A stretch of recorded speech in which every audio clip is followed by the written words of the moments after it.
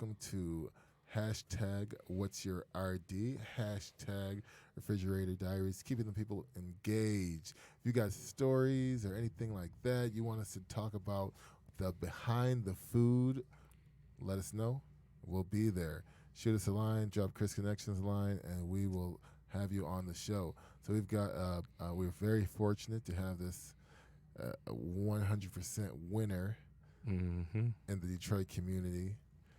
On and off the court, you know, we play basketball. He's got a certified shot. Brother Washington, how you doing? I'm good, man. Thanks for having me. Thank you for being on the show with us, brother. Man, you got such a calm and cool persona, man. I bet you stay cool in the fire. Man, I wish I could say that, but I'm gonna be honest with you, man. I'm off for like 2 hours of sleep right now, man. You know, we open the store. I got some consultancy on the side that I was on deadline for last night, so I'm cool today. I got you. That's what's up. Yeah. That's how it be sometime now. That's how it have to be. I woke up like 4 a.m. Been going. There you go. Man, so the first time I had the opportunity to have Detroit dough, I believe I was at the DCD games. DCFC, yeah. DCFC games. So your whole style and how this goes down is amazing. Like, did you just go to marketing school? Like, where did all this come from? Man, funny thing is I went to school for broadcast journalism at Wayne State University. You know, I tell people all the time I went to school in my backyard because I actually was born and raised in the Northwest Goldberg neighborhood, even though I went to school in the suburbs for the most part, K through 12th. But I always joke with people and say, look, I went to school in my backyard because Northwest Goldberg borders Wayne State. So it's like a minute and a half, drive, a 3-minute bike ride over to campus. But yeah, went to broadcast journalism, was part of the Journalism Institute for Media Diversity. Shout out to some of my mentors, Alicia Nails, Jack Lessenberry. And, the thought or notion at the time was that I really wanted to be in sports. So I worked at the Detroit Free Press as an apprentice, and then I went ahead and worked in their sports department for a while. But I always knew deep down that, working for somebody wasn't for me. Eventually I was going to have to pivot and transition. And it just so happened to come at this time in my life about 2 years ago. So our guest here this evening is Daniel Washington, the owner of Detroit Dough and Northwest Goldberg Cares. Daniel A. Washington, right? I'm saying that correct? Yep. So, like, when I first met you, like way back when, I was over at my boy's house. I know you remember that. So when I had seen you walk up, you had grabbed this lamp that was sitting outside. Yeah. So I was looking at him like, why is he like, who went and took my man's lamp and set it outside? No. So I would be like, man, I would have been so hot. Yeah. But then my boy was like, nah, man, he's cleaning up. I'm like straight like that, huh? You just jumped out, looked like you just came home from work. You saw trash out there in your community, and you was just like, you just took care of it. Yeah. That's the way you got to approach life sometimes, man. You just got to take care of it. Can't wait for somebody else to do it. And that's been my approach for a lot of things in life.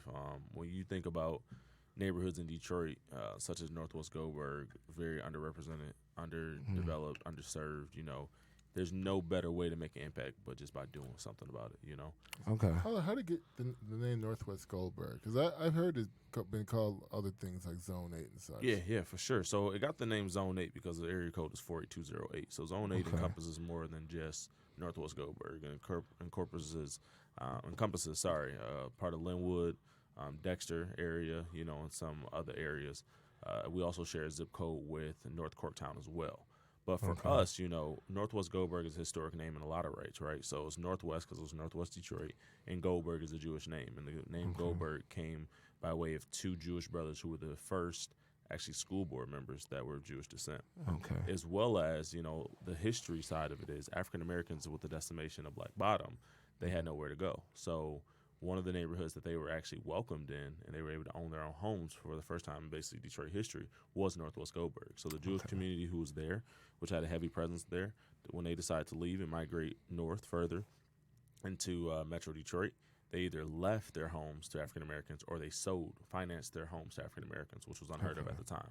So Northwest Goldberg is actually a very, very historic neighborhood. On top of that, you got pillars like Motown Museum that's out of there, Henry Ford Hospital. So if you talk to anybody who lived through '67, Henry Ford Hospital was one of the only hospitals that admitted African Americans. You talk about Motown Sound. I mean, that's an internationally recognized sound, right? Out of here, out of Detroit. And it's all home to Northwest Goldberg. But it's crazy So because there's a lot coming out of there. I didn't even know, though. Correct. I know. Correct. I feel like I got put on game. Yeah. For real. Like all of it. Yeah. So I was just going to say a question. So do you guys just like clean up, or what all do you guys do for the neighborhood? Man, cleaning up is a big part of what we do, but I mean, I'm balanced with you. So much more than that. We have some projects under our belt, such as, we created an art park out of a formerly blighted corner in our neighborhood. We have also had a neighborhood garden that fed over 40 families in the neighborhood for free. And then last but not least, we're working on a literacy park in collaboration with Detroit Future City. Shout out Detroit Future City. Great team over there who was able to give us around $9,000 to be able to put in a Holland maze installation, which is a fancy word of saying a tulip garden. But for us, it wasn't enough just to put a beautified, lot into a neighborhood, especially an urban environment like Detroit and Northwest Goldberg. So what we decided we wanted to do was add some programming to it, add some seating to it, and that's making its way to be able to provide students an opportunity to visit this very, very beautiful space and be able to do monthly group readings with people such as local politicians, leaders, business owners, things like that. So K through 5, that's our focus. It's a literacy park. We're encouraging reading. We're going to have free little libraries. We're going to have additional seating for them. And we're going to make sure that we have programming for them on a monthly basis where they can meet somebody who they might not never meet if it wasn't for this program. So that could be Mayor Mike Duggan coming out. That could be some of my business partners. That could be maybe a Cash Out or Big Sean, coming out and doing group reading with these kids. So it's going to be amazing. Yeah, that is. And did Northwest Goldberg come before or after Detroit, though? So the funny thing is, Northwest Goldberg actually existed prior to it being Northwest Goldberg Cares, I should say, existed prior to it being known as that. I initially founded it under the name Original Creativity, and that was founded when I came out of actually college, man. I founded this art organization, and it's kind of went through its iterations and changed, but I think where we're at now is a really, really good spot. I mean, we just last week announced our new board. We got some really, really strong board members. Shout out to the team. And then executive director, who just installed a new executive director and have now a director of programming. So just really a strong team around what we're trying to do, which is really improve the lives of residents in our neighborhood. So like I said, more than just cleanups, right? We're looking at, business attraction. We're looking at resident attraction. We're looking at how do you actually create an environment that people want to be in. How do we create a safe space for those who already live here, but also a safe space for those who want to come here, My big focus is trying to get more African Americans, such as ourselves, to really think about owning a home in the neighborhood, such as Northwest Goldberg, Man, and I've been listening to a lot of Napoleon Hill lately, and one of the things that he talks about in terms of being able to grow as a person to to accomplish stuff is your environment. It needs to be positive. And when you're sound like you're just bringing artwork, you're bringing a lot of different stuff. It brings up that positivity, that enrichment in the community. Well, I'll tell people That's all the time. awesome. Yeah, thank you, man. And I tell people all the time, my 3-year-old niece is my driving force, man. At the end of the day, when I look at a neighborhood like that, the idea is, your uncle, it ain't about me having an art park. It's about her being able to grow with an art park that she owns, So to be able to say, this is my community, I own this is something that is open to everybody, that's what really gets me going, And it's funny because, we have these community cleanups where people come out from all over. We have 30 to 50 people coming. She does this thing now which says, welcome to the neighborhood. And she's 3 years old, man. She telling them, grown folks, welcome to our neighborhood. And it's just like, that's that type of pride that you want to see because like any kid, you want them to have pride where they live. That's important for any child. So for me, that's what's really driving me here and really wanting Doe that makes a difference to continue to do the work that's doing, because it's not just about Addison. It's about every kid in that neighborhood that can have pride for where they stay, to know that they're accepted, that they're wanted, that they have a place in Detroit, because y'all already know what's going on. You know what I mean? Like we sometimes we sit here and we benefit from these very things that do, in a sense, kind of hurt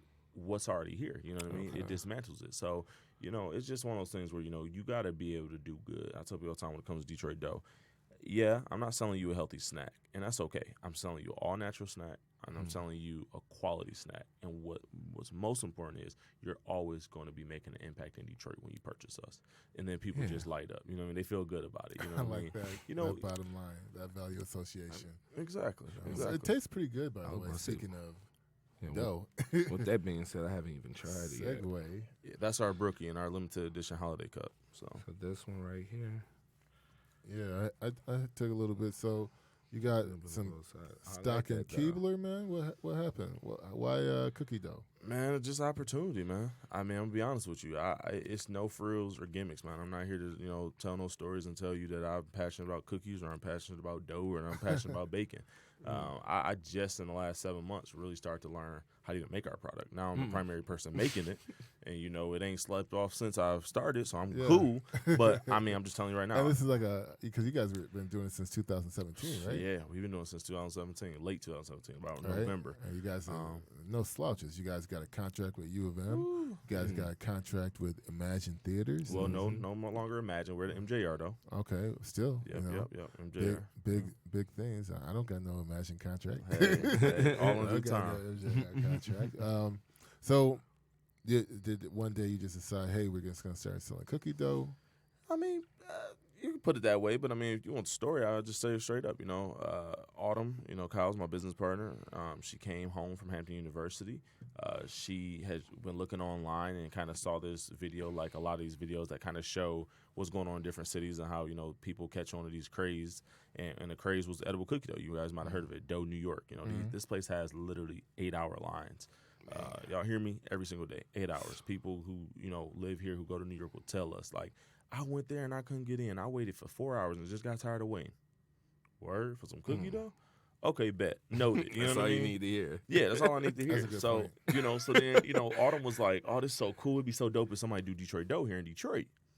And I own property. So I'm an ambitious cat. I'm a risk taker. So I'm like, well. Now, how old are you again? I'm 26. So I'm like, I'm ambitious, man. I'm like, look, you telling me this is going on in New York and we don't got this in Detroit?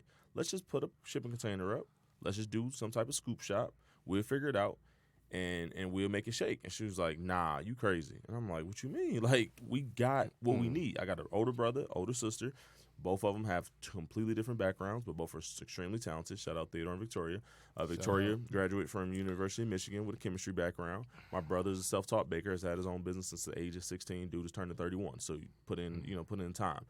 He knows how to. Yeah, he knows what he's doing. So I felt like with my marketing background and with Autumn having an MBA, we had the dream team. We had business, we had product, we had organization, and we had marketing. How can you top that? Yeah, the team of masterminds. We had the team. So for me, it was like, well, we'll figure this out. But of course, I go down to the city and I'm like, look, this lot right here, I'm trying to put a shipping container on it. They're like, that ain't zone for that. What you talking about? I'm like, y'all crazy, man. So then I had to. Of the city. Yeah, so I had to, finesse and figure out a next location. We announced in the news that we were going to do it. At that time, we were in a pitch competition. We had the chance to win up to $10,000 to start our business. We only ended up getting $6,000 because we won second place. But still, shout out to those fine folks at Michigan Women's Forward who invested us, believed in us, and saw our vision. And we told the world that we was going to create an edible cookie dough shop in our neighborhood.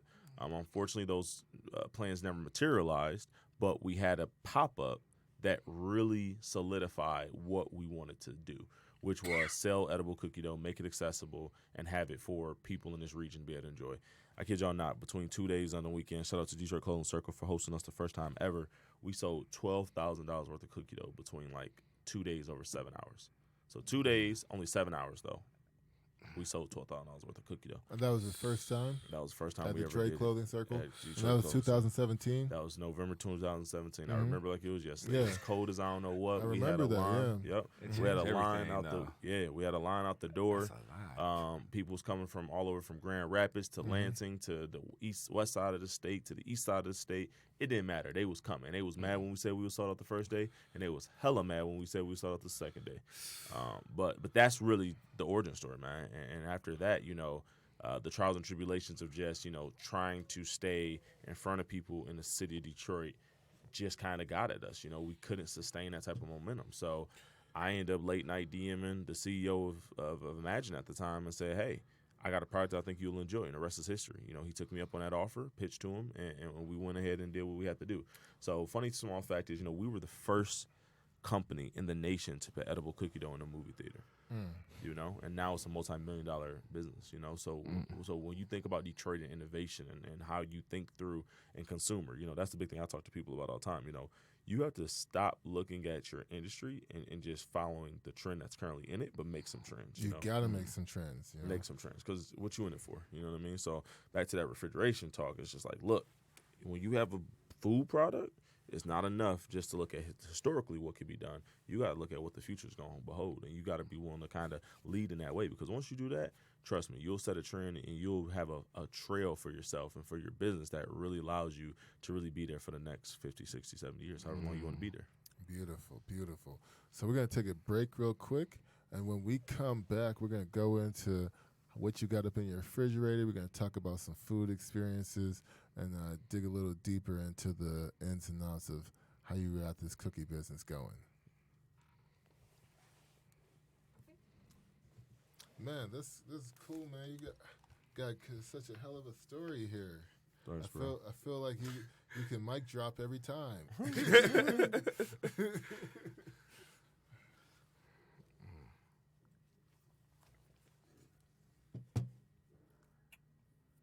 All right. So question we had, because I figured we had some questions at the end for the holiday season. If you wanted to go with those,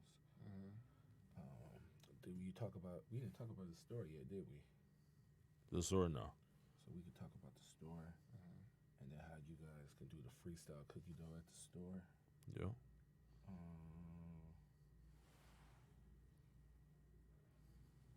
So I want to ask you why you started cooking in the past 7 months. What have I started cooking? Like, why have you started cooking in the past 7 months? You said you just have been doing. Oh, okay. Then from there, after Chris goes into how he met you. I already sang on that. Because when you had to do it, I just went to it. You did we did the charity question already. Yeah. So if you want to, you can ask them about adjustments. I was trying to get like a little bit more in-depth question about the adjustment between you guys been operating with like a lot of overhead right now, but then when you switch to the store now, you got that overhead, right? Yeah.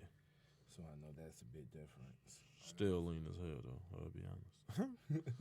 yeah, with the cookie dough, man, we might switch business models. I'm telling you. We lean. Think about that for a second. I know. Every time I was in the food truck and I saw that lemonade and popcorn selling that boy $8 with the line, I wanted to change up businesses. I'm like, dang. Yeah. I picked the wrong one. That's cool though. Don't get me wrong, man. You want to? Yeah, I'll And you'll do your question. Yeah. And then I ask them about the store, and I'll do some follow-ups. Yep.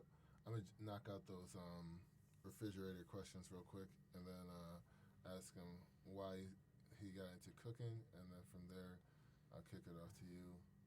I'll come back in on the. Do you want to do any of these holiday ones? Yeah. No, let's do the holiday. After you do this one, right? You see, you're gonna do the transition, right? Yeah, because when you after you finish up and this and that, and then I can mention about the store, and then you can ask them about the adjustments, and then I'll jump in with the cookie, what you recommend for people come to your store for the holiday season, what to get. Yeah. And then we can go to the let's do wrapping it up. You know, if you, it's a lot of wishes out here. If you could have one wish for the holiday season, you know, that would be granted. What would that be? Yeah. And then we can wrap it after that. All right. Sounds like a plan.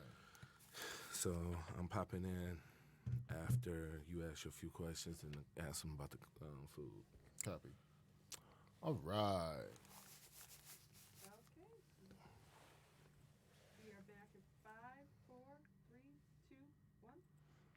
All right, we are back on hashtag What's Your RD Refrigerator Diaries, keeping the people engaged. So behind the food, we always ask this, man. Tell us, man. We want to hear your most awkward food experience and your most excellent food experience? Whew, that's a great question. So I'm gonna be honest with you, man. My people say I'm basic, man. I'm super basic. So you're not gonna get nothing I too don't know what that means. But I'll tell you this. I'm gonna be honest with you. Sometimes I go to these places in the city of Detroit, man, and nothing I can pronounce on the menu, and I'm just like, Throws you off, huh? Yeah, like, can we just have some steak and fries? Like, can we just have, some chicken and, I don't know, like wings or something? But I would say that, I was downtown once. I'm not going to name the restaurant. Actually, it was Midtown. And it was just, I think I ended up coming out of like $200. Steak was just tougher than I don't know what. It just was bad. And, I just was looking around. And I'm like, where am I at right now? And, of course, nobody in there looked like me. It was just, me and a lady, and we were like, why are we here? It's an overpriced meal. Why are we here? So I would say that was probably my worst food experience for real. And then I would say my best one, as crazy as it sounds, again, I'm a basic guy. I love pizza. So first time I ever had, I think it's called Sicily's in Southwest. Man, that cheese was so darn good, man. That pepperoni pizza. Matter of fact, I'm going there after this. Just being very transparent. Going there after this. I've been craving it. Right, but yeah, that was just the most. I just think about pizza sometimes, and I just get to salivate, man. And that probably was the best pizza I had in a long time. And where's this at? It's in Southwest, right there off of Mount. What is it, Verner? Yeah, Vernon. Yeah, Highway, right there. Yeah. Sicily's Pizza. Yeah. Okay. Man, I Shout like out my boy Ali, man. That boy know how to do it, man. He put that Okay. cheese on the crust. Look, let me just tell you this real quick. I'm super weird with my pizza too. I like light sauce. I like double pepperoni. I like cheese to my crust. Cheese on my crust. He looked at me like I was crazy. He's like, man, I can't do all that. I'm like, you the owner. Yes, you can. He did it for me, man. I ain't regretted it since. After That's fantastic. after Detroit Dough gets rolling, he gonna put it on the menu. Man, look, he been asking me. I gave him a sample or two. He said he Right. like it. That's amazing. What kind of stuff we find in your refrigerator at home? Man, what don't you find? You do the shopping? You shop a lot? You cook at home? I cook at home, but no, I don't shop a lot. I'm gonna tell you right now, I got cookie dough on my refrigerator. Got cookie dough on my refrigerator. 100%. But yeah, no, the typical. I always keep some. I always keep some breakfast sausage in there. I usually keep some hamburger meat. I usually keep some salad. Got to have my condiments in there. Got to have my OJ in there. I really right now, it's like, I don't know why I just been in this taco mood. So I always got, soft flour tortillas or, my Ortega sauce, my cheese. I got to have finely shredded cheese. I don't do the whole thick cheese. Yeah, so that's pretty much what's in my fridge, man. Okay. So you said for the past 7 months now you've been doing a good amount of the cooking up for Detroit. man. Though. What happened? You just It's just the needs of the business, man. And that's the thing about entrepreneurship, and you know this already, man. It's like, you have a vision for what you want to do and how you want to do it, and then sometimes it just gets kind of put on its head because you are the fallback guy. And I think for us, my sister, who's a business partner, and I have a niece, as I already stated. So, the needs of being a mom, they change as she grows. And for me, it wasn't enough to just rely on my sister to make the product. So I felt like, for me, I had the most availability. Same with Autumn. She's a coach. Shout out Autumn. She's a coach. So for her schedule just didn't allow her to be, able to make the product when we always needed it. So I was like, okay, look, I better learn how to do this, and I better become really darn good at it, or we're not gonna make it. You know what I mean? So it's really been a challenge, but a good challenge. What I mean by a challenge is not that it's hard to make our product, but I think just remembering and memorizing those recipes so that I'm not always tethered to a phone and saying, what is this recipe? What do we need to put in there? What doesn't go? What doesn't go in here? Has really helped me to really make sure that I'm most efficient in the kitchen. And like I said, it's really just interesting when you are able to say you played a large role in every part of the process, right? It's like it gives you that sense of pride, and more importantly, lets you know that this is a quality product. You know what I mean? So when I get people like a knucklehead yesterday in the store telling me that our brownie tastes like it got banana in it, I'm just like, I'm gonna tell you. You know what I'm saying? Because it's just like I don't know what to tell you. You know what I mean? We all got different taste buds, but dog, you're not about to come and tell me my brownie tastes like it got banana in it. This ain't gonna happen like that. You know what I'm saying? I ain't gonna get down like that. So, but yeah, so that's all I'll say.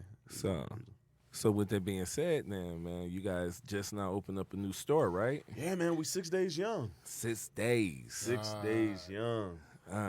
Yeah. So where you guys at? We're at 12 Oaks. Yes, I hear the haters in the background. We're Novi Doe. No, we're not Novi Doe. We're still Detroit Doe. We're at 12 Oaks, though, in Novi. We're right outside the Nordstrom in the former Just Baked. Okay. You know, it's been a hell of a ride thus far. You know, we only committed to 3 months at the time. But I'll tell you one thing. It's been an experience of a lifetime. You know, to have our grand opening and to see those many people come out and just support really friends and family more than anything, it's just been humbling, man. You really don't know how many people are watching you and really rooting for you, praying for you in the background until you see it, if that makes sense. It's almost like out of sight, out of mind. So for us, it was just a humbling experience to open this past Wednesday and just really see how people received our product and the concept. You know, I tell people all the time, it's not a retail store, it's a concept, you know what I mean? Because we're not here long term and we're trying something out, we're trying a concept out. What I like most about our concept is that it's fresh, it's contemporary, and let's be honest, edible cookie dough is not a new trend, but I think the way we're doing it really allows people to sit back and say, wow, I want to be a part of this. Wow, I need to have some of this. So, yeah, check us out on, you know, Eat Detroit Dough. @EAT Detroit, DETROIT, Dough, DOUGH. And then you can also go on our website, eatdetroitdough.com, and then check us out. Okay. Yeah, at Eat Detroit Dough. Yes, sir. Yeah. Absolutely. Man, you know, on the food truck when we first started, we had so much, like, for example, there's a video recording of me screaming at the top of my lungs after finding out that we couldn't have the lights on and the exhaust fan on the food truck at the same time. Ooh. So I was just screaming. And then a couple people came out from Red Hook Coffee Shop and they're like, "Are you okay? Is it what's happening?" Yeah. I lost myself for a minute. I didn't even know where I was. I was like, what? Yeah, for sure. The adjustment was definitely real, coming from pop-up to food truck, and then even from food truck to restaurant. That's just been quite the adjustment, man. How's that been for you?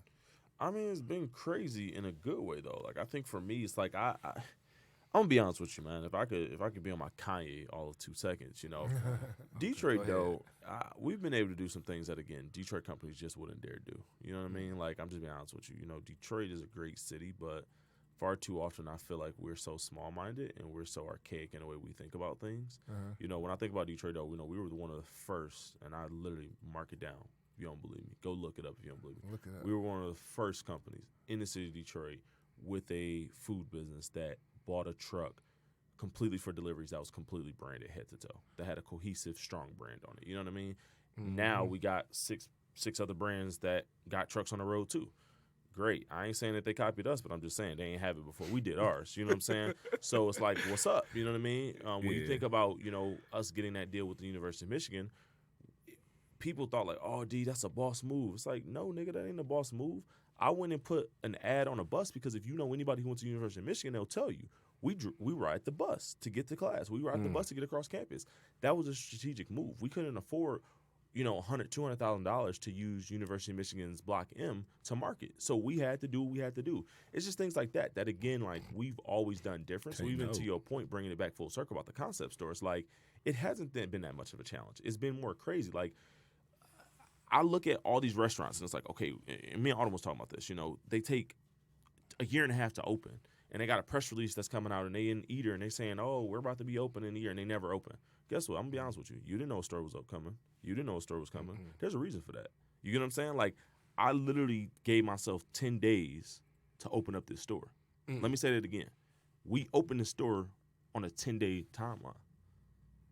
No cameras, no fanfare, no, we about to tease this. We about to make y'all, you know what I'm saying, get excited for this and possibly not show up, because I learned my lesson the first time. See, when we first hit the scene, I'm a media guy. So I had every single publication. We was in USA Today, for God's sake. I was like, look, we can get the media. Little old Detroit, we can get the media. But that's far too often what restaurants do, is they want all this media and they want all this fanfare, and they don't understand. Spend the time and money and energy focusing on processes in your menu and how you're actually going to entertain people when they get there. Because you can get all this media saying that you coming. But if I come to your restaurant and you asking me for $70 for a meal and it ain't $70 worth of experience and food, doggone it, you might never see me again. So again, that is where, again, I'm going to put it out there again on my Kanye stuff.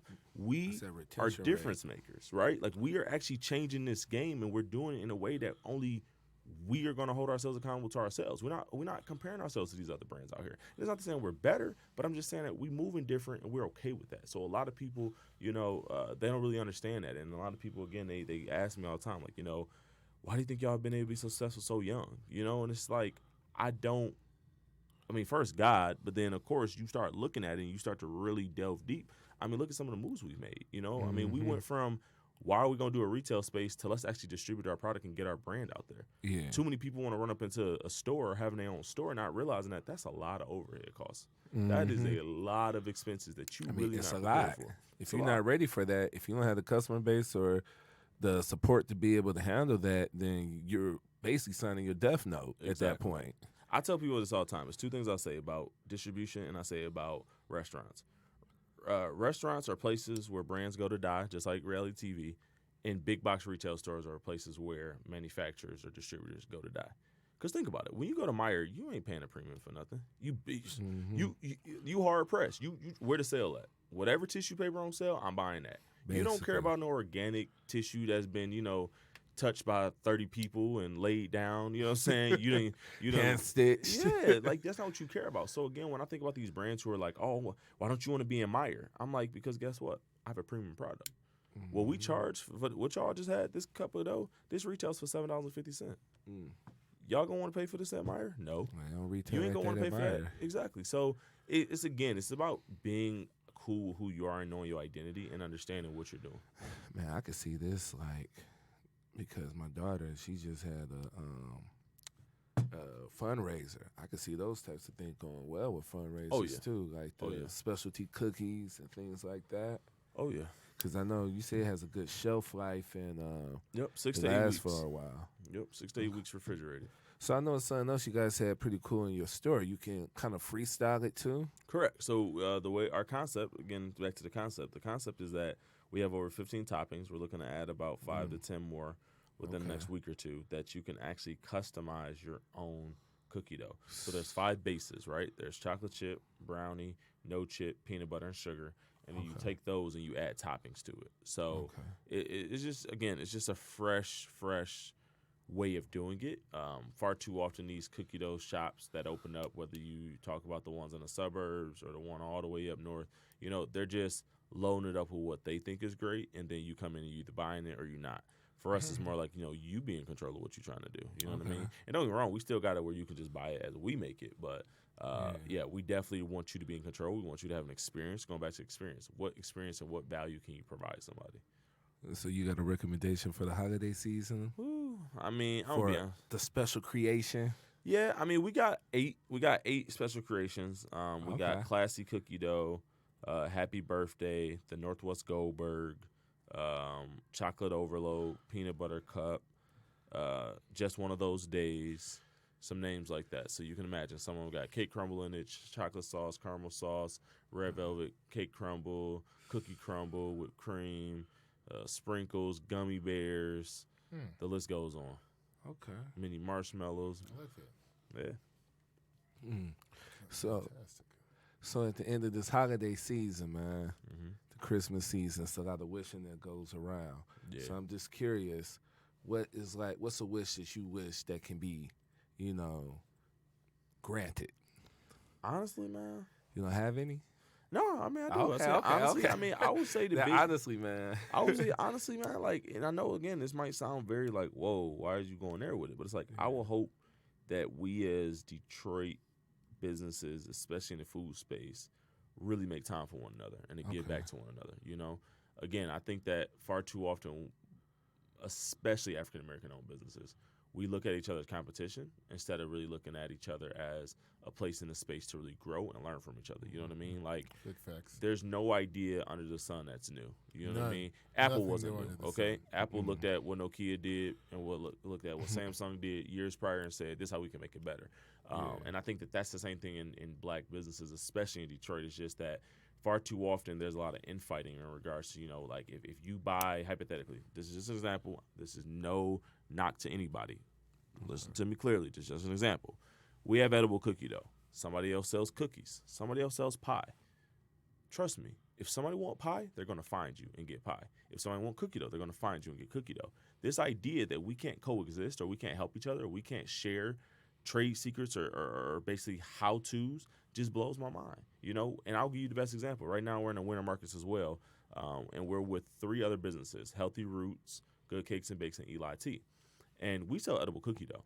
Shout out to April Anderson over at Good Cakes and Bakes. And she sells warm cookies. And I'm not going to lie, when you first hear that, you probably think like that's a little bit of cannibalism, right? She's selling warm cookies, y'all got cookie dough. Yeah. But I kid y'all not. Anybody who wants edible cookie dough buys our edible cookie dough. Anybody who wants chocolate chip buys a chocolate chip warm cookie. And on top of that, we've had multiple people buy both of them. So guess what? What are we talking about here? You know what I'm saying? Like imagine me reaching out and saying, well, why the hell you selling my warm cookie when we selling cookie dough? That's crazy because guess what? If I want cookie dough, I probably want a code, a different experience, right? This is an experience in comparison to a warm cookie. So again, it goes back to that: is why do we have to always be at each other and not really wanting to share? So that's what I'm hoping for. I'm hoping that 2020 brings a whole level of collaboration like no other that you've never seen before. You know, I'm talking about big brands, small brands, you know, somebody who just started, really taking them under your wing, you know what I'm saying? Hey, look, this is the pitfalls. Maybe you don't want to open a store. Not because I don't want to see you open, but because maybe your product isn't ready for that or you're not in a place to do that. And being honest with people, being authentic, man. Authentic relationships breed authentic results. Okay. That's what's up. That's what's up. That's what's up, though. I like that. Well, if I were to make a wish, it would either be for my student loans to be completely wiped or for me to get $1,000 a month just because I need it. There you go. There you go. So, ma'am, we appreciate you coming on the show with us here. This is fantastic. We're going to be working on a way for us to get a collaboration going with you as well and make that the news to use, right? Oh, yeah. I was just thinking I didn't get a chance to say my wish either, though. Yeah, So go I ahead. do want to say, though, my wish is like I want a lot of people in our community to get past that negative mind state and learn that at the end of the day, they kind of control their own mind. And as long as they control that, they can accomplish anything. That's what my main thing. I just hate when people get in that gutter and they feel like they can't accomplish nothing. And at that point, you're your own worst enemy to me. Yeah, for sure. So that's my biggest wish is for that to kind of go Dissipate. over. Yeah. Okay. That's awesome, man. That's awesome. Yeah, I think so, too. I think it's important. We're all on the same team. Everybody is. No, for sure. I mean, that's the thing, man. It's like you only be there when you actually are in it. You know what I mean? And I think that's another thing, a whole nother segue that we could talk about at a later date. But it's like, you know, really working your business, man, and really knowing your business, the ins and outs, you know. Far too often people look at this journey of entrepreneurship and think it's easy, when I would even argue and say it's harder to be an entrepreneur than it is to work for somebody. You know It what I mean? is, definitely. So, I agree. You know. I agree. Heavy as the crown. Heavy as the crown. You have a happy new year, happy You too. holiday to everyone here. When we return next year, we're going to be doing more Refrigerator Diaries, more behind the food, and also giving an opportunity for you to learn more about some of the things we've got going on. We got 2 cooking classes, one with Cooking in Q, one with Frame in Hazel Park. Cooking with Q comes up first on Thursday. We'll see you guys there. Again, Daniel A. Washington with Detroit Dough. You can catch him at Eat Detroit Dough, and also in Novi at the 12 Oaks Mall. Right? Yep. Right outside of Nordstrom. Right outside of Nordstrom. The former Just Baked. And the former Just Baked. I was just at the mall yesterday. Yeah, we were there. Dang. We were there. I just be looking. I don't like to look at people when I'm being outside in public. I just try to keep going straight. So, hey, happy holidays. We'll see you next time on #What'sYourRD. Peace.